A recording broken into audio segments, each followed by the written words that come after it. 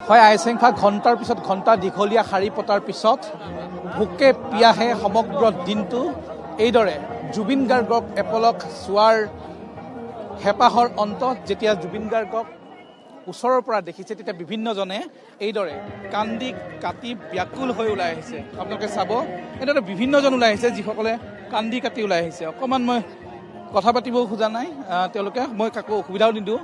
কান্দি কাটি বিভিন্নজন ওলাই আহিছে যিসকলে চকু পানী টুকি টুকি ওলাই আহিছে। ধৰিব পৰা নাই আচলতে এই বেদনাক কিদৰে সহ্য কৰে। জুবিন গাৰ্গ সেইদৰে সম্পৃক্ত হৈ আছিল বহুতৰ সৈতে গানৰ জৰিয়তে। গানেৰে জুবিন গাৰ্গে বহুতক এনেদৰে সম্পৃক্ত কৰি ৰাখিলে বহুতৰ কৈশোৰ শৈশৱ যৌৱন বা আজিৰ দিনটো পৰ্যন্ত তেওঁলোকৰ জীৱনৰ প্ৰতিটো দিনেই জুবিন গাৰ্গে তেওঁলোকৰ জীৱন সুৰময় কৰি ৰাখিলে, সংগীতময় কৰি ৰাখিলে। সেইগৰাকী জুবিন গাৰ্গক বিদায় দিয়াটো কিমান কষ্টকৰ সেয়া সকলোৱে জানে। সেইকাৰণে এয়া চাওক, কোনোবাই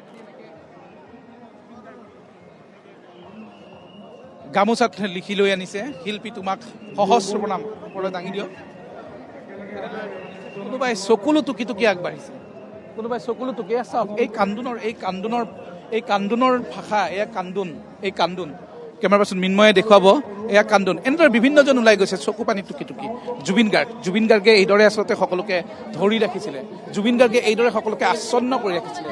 সেই যি আৱৰণ জুবিন গাৰ্গ নামৰ যি সত্তা, সেই জুবিন গাৰ্গ নামৰ সত্তাৰ এনে আকস্মিক প্ৰস্থানৰ বাতৰি বহুতৰ কাৰণে মানি ল'ব পৰা বিধৰ নহয়, আৰু তাৰপিছতো তেওঁলোকে মানি ল'বলৈ বাধ্য হৈছে।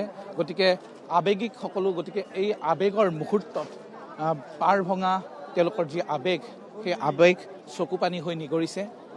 নিয়ৰৰ কণা হৈ নিগৰাৰ কথা কৈছিলে জুবিন গাৰ্গে গীতৰ কথাত। চকু পানী হৈ নিগৰিছে জুবিন গাৰ্গৰ প্ৰতি থকা ভালপোৱা, জুবিন গাৰ্গৰ প্ৰতি থকা প্ৰেম, জুবিন গাৰ্গৰ প্ৰতি থকা অনুৰাগ।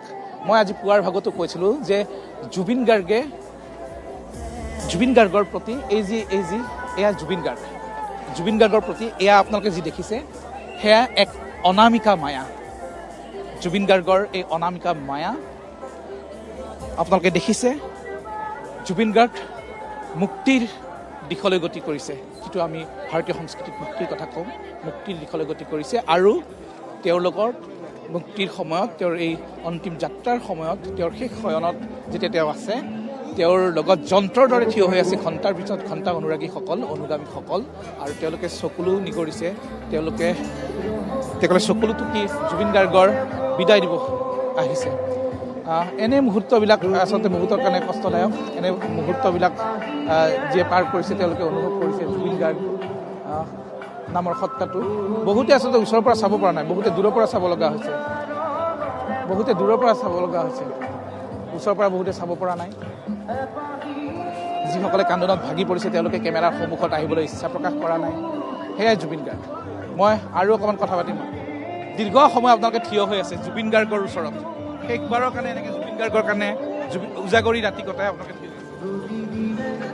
চাব আহিলোঁ। লাষ্ট টাইম দেখা পালোঁ, বহুত কষ্ট কৰি সোমালোঁ, চালোঁ ভালকৈ, সেইটো ইচ্ছা আছিল, কমপ্লিট হৈ গ'ল। আৰুনো কি ক'ম আৰু।